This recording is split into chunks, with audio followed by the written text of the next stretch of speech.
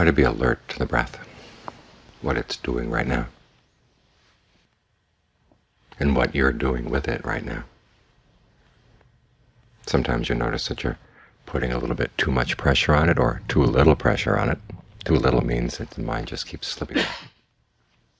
Too much pressure means that the breath feels confined. It's constricted and placed in a little box and can't get out.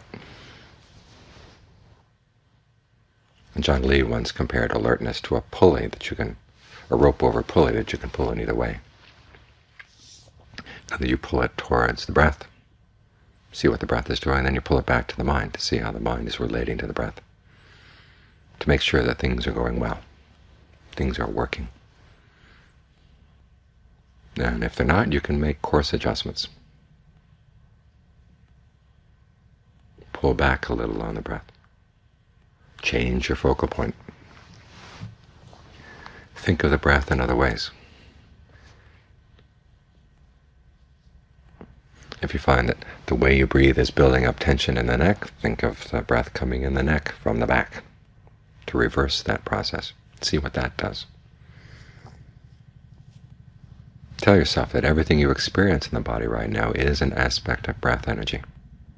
And when you look at it that way, then you can gauge whether the sensations you feel are a breath energy that's flowing well or breath energy that's constricted, that's blocked. And then make adjustments there. This simple exercise of checking the results of what you're doing and being very clear about what you're doing is basic to the whole practice. It's how you develop sensitivity. It's how you break down a lot of the barriers in the mind. Because often we are sensitive to what we're doing, but not sensitive to the results. Or we notice the results, but don't really realize what we're doing causing those results. This applies in all areas of our lives.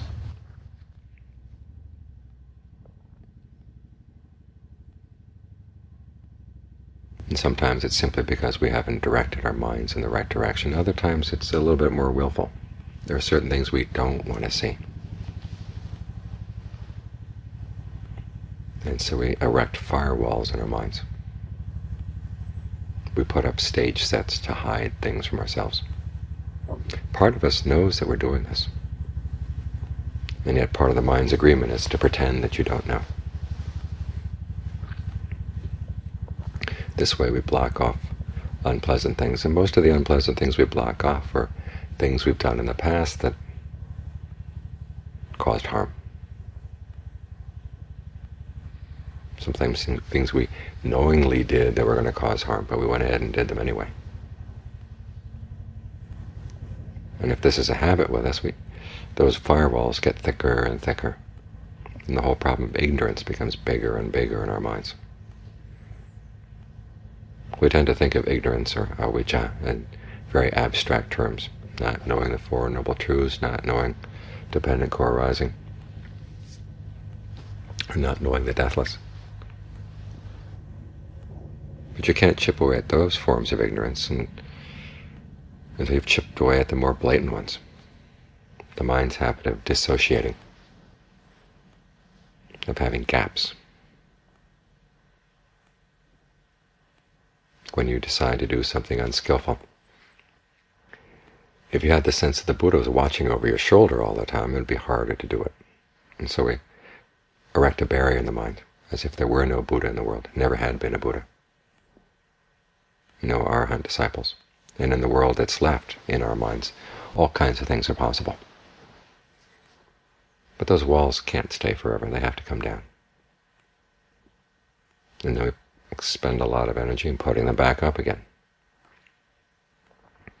So as we're practicing mindfulness, practicing alertness in the meditation, it's for the purpose of boring through those walls, letting them collapse, and having the equanimity to gauge for ourselves where we really have been skillful and where we haven't, and to learn from our mistakes. As the Buddha once said, one of the signs of a wise man is when he realizes his own foolishness. At least that's the very beginning of our quest for knowledge, for our quest to overcome ignorance. And the foolishness there is not that you don't know a particular Buddhist teaching, simply that you aren't sensitive to what you're doing or sensitive to the results. Here we have this power within ourselves to shape our experience. And yet for the most part we use it in ways that cause ourselves unnecessary suffering. This, according to the Buddha, is the biggest danger in our lives. Not what other people are going to do to us, but what we do to ourselves through our actions. This is why when he focuses on the suffering in the Four Noble Truths, it's specifically the suffering that comes from craving and ignorance. There's a natural stress in the fact that things change. But the real problem is that we create suffering through our craving, through our ignorance. When it becomes a habit to put up those walls, we get in a position where we can't even trust ourselves to do the right thing, not even for our own good. That's scary. I've told before the story of the Alaskan shaman who, it must have been decades ago, was interviewed by an anthropologist about his tribe's religious beliefs. And the shaman went along with the anthropologist's questions for a while, but then finally noted it's not what we believe that matters. It's not that we believe, he says, what we fear. That's what matters. And a lot of the Buddhist teachings come right down to this. What is there to fear? It's our own misuse of our power to shape our lives. And his teachings are designed to help us learn how to use that power more wisely. And that means breaking down those firewalls, breaking down those compartments that we create in our mind that allow us to do things that are unskillful.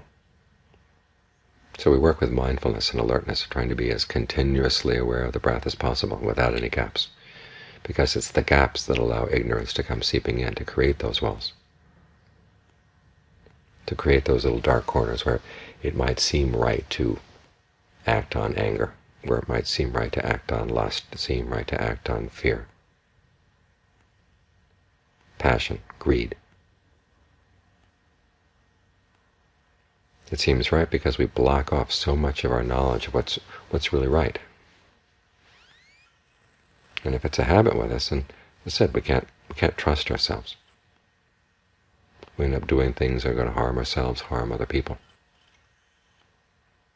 Because we create these false little worlds where it seems that karma doesn't matter. We can get away with certain actions. Or it won't matter, we tell ourselves. But inevitably those walls are going to have to come crashing down, and the principle of cause and effect is going to have to assert itself. And so this make-believe in which we create these walls, in which we basically lie to ourselves and agree to be deceived by our own lies, that's where we have to start our work.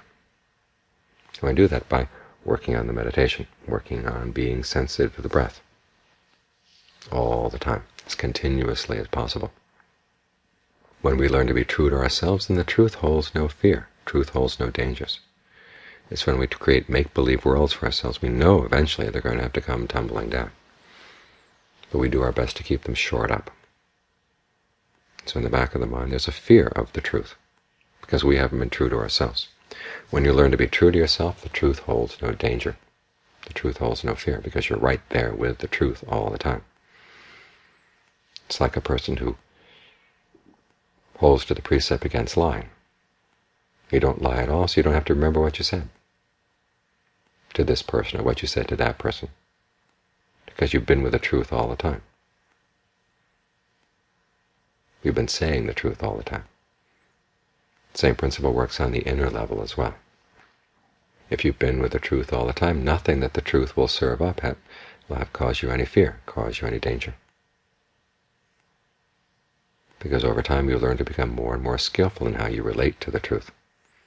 Even the suffering that comes from past actions, the pain that comes from past actions, you learn how to relate to that skillfully, without trying to pretend that it's not there, without trying to make too big or too little an issue out of it, but looking at it for exactly what it is and learning to understand it. When you understand it, you can get past it. You can transcend it. And the understanding requires seeing cause and effect, seeing your actions, the results of what you've done. and learning to fine-tune your sensitivities so that you become more and more skillful in relating to the truth, which allows you to be with the truth more and more and not go running off into make-believe worlds. So when you think about the causes of suffering, remember, craving and ignorance are not abstract things. They're habits of the mind, many times willful habits of the mind. Craving comes from ignorance. Ignorance also comes from craving. We set up these walls in our minds so that we can get away with the things we want to do, but we can't